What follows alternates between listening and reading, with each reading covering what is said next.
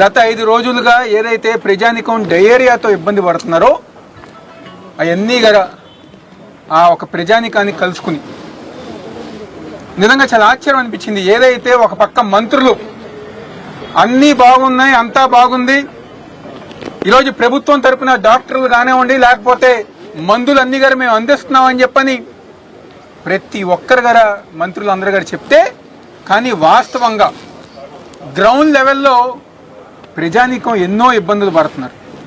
వాళ్ళందరూ గారు ఎంతో బాధపడుతున్నారు. అరే ఇక్కడ క్యాంపు దగ్గరికి వెళ్తే ఏ ఒక్కరి గారు మమ్మల్ని పట్టించుకోలేదు, మేము మళ్ళీ ప్రైవేట్ హాస్పిటల్కి వెళ్ళి 40,000, 50,000, 70,000, 1,50,000తో మా పిల్లలకి మా అందరి గారు మేము వైద్యం చేయించుకున్నామని చెప్పని ఈరోజు ప్రతి ఒక్కరి గారు ఇబ్బంది పడుతున్నారు. 5 రోజులైనా ఈ సిగ్గులేని కూటమి ప్రభుత్వం నాయకులకి ప్రజా ఆరోగ్యం మీద ఒక శ్రద్ధ కానీ లేదు అని చెప్పని ఈరోజు వైఎస్ఆర్ కాంగ్రెస్ పార్టీ మేము అందరం గారు చెప్తున్నాం.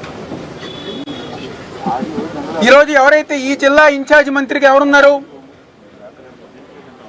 సత్యకుమార్ యాదవ్, ఈరోజు హెల్త్ మినిస్టర్గా ఉన్న ఆయన పట్టించుకోవట్లా.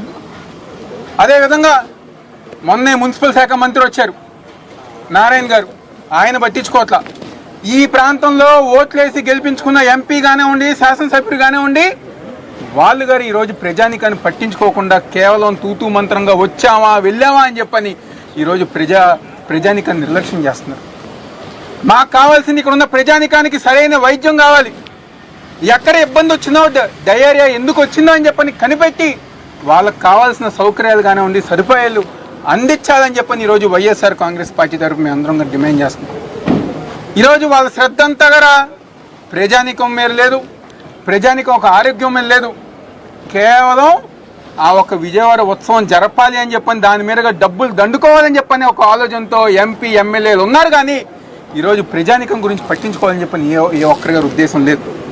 వాళ్ళు అంటున్నారు అమ్మవారి నవరాత్రుల కన్నా, అమ్మవారి ఉత్సవాల కన్నా విజయవాడ ఉత్సవం గొప్పగా చెప్తాం, ప్రపంచవ్యాప్తంగా మేము తీసుకెళ్తామని చెప్పి అంటున్నారు.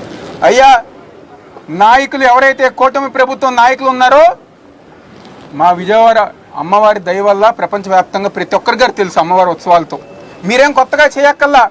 మేము మిమ్మల్ని కోరుకునేది ఒకటే, ఎవరైతే ప్రజానికం చనిపోతున్నారో, ఇబ్బంది పడుతున్నారో మీరు వాళ్ళ గురించి పట్టించుకోండి, వాళ్ళకి సరైన న్యాయం చేయండి, వాళ్ళకి వైద్యం అందించండి.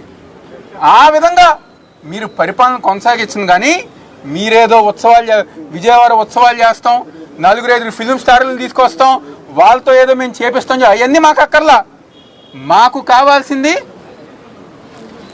కావాల్సింది ప్రజానికం సురక్షితంగా ఉండాలి, ఆరోగ్యంగా ఉండటమే మాకు కావాలి. విజయవాడ ఉత్సవం కన్నా అమ్మవారి ఉత్సవాలు బాగా జరగటమే మాకు కావాలి. ఏదైతే ఈ ప్రాంత ప్రజానికానికి సరైన వైద్యం అందించాలని చెప్పని, వాళ్ళకి అన్ని విధాలుగా ప్రభుత్వం అండగా ఉండాలి అని చెప్పని ఈరోజు వైఎస్ఆర్ కాంగ్రెస్ పార్టీ మేము అందరం డిమాండ్ చేస్తున్నాం. మీకు చేత కాదా మమ్మల్ని అడగండి, మా నాయకుడు జగన్మోహన్ రెడ్డి గారిని అడగండి. ప్రజానికానికి ప్రజా ఆరోగ్యం ఎలా చేశామో గత 5 సంవత్సరాలు మా నుంచి మీరు నేర్చుకోండి. 40 సంవత్సరాల ఇండస్ట్రీ అంటే ఇదా 40 సంవత్సరాల ఇండస్ట్రీ?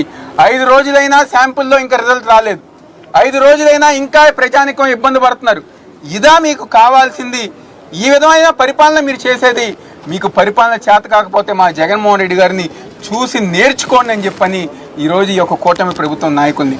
గతంలో జగనన్న ఆరోగ్య సురక్ష పేరుతో మెడికల్ క్యాంపులు నిర్వహించాం, టెస్టులు చేసాం, ప్రజానికానికి ఆరోగ్యం అందించాం. ఏది ఈరోజు అలా ఎవరన్నా చేయగలుగుతున్నారా? కాకపోతే చేత కాకపోతే మా దగ్గర నేర్చుకోని అని చెప్పి ఈరోజు ఆ కూటమి నాయకులకి చెప్తూ, ఎవరైతే ఈ ప్రాంత ప్రజానికి ఉన్నారో వాళ్ళకి వైఎస్ఆర్ కాంగ్రెస్ పార్టీ అండగా ఉంటుంది. అదేవిధంగా ఎవరైతే చనిపోయారో వాళ్ళకి ప్రభుత్వం తరపున అండగా ఉండాలి, వాళ్ళకి ఆర్థికంగా సాయం చేయాలని చెప్పని ఈరోజు వైఎస్ఆర్ కాంగ్రెస్ పార్టీ తరపున డిమాండ్ చేస్తూ సెలవు తీసుకుంటాం.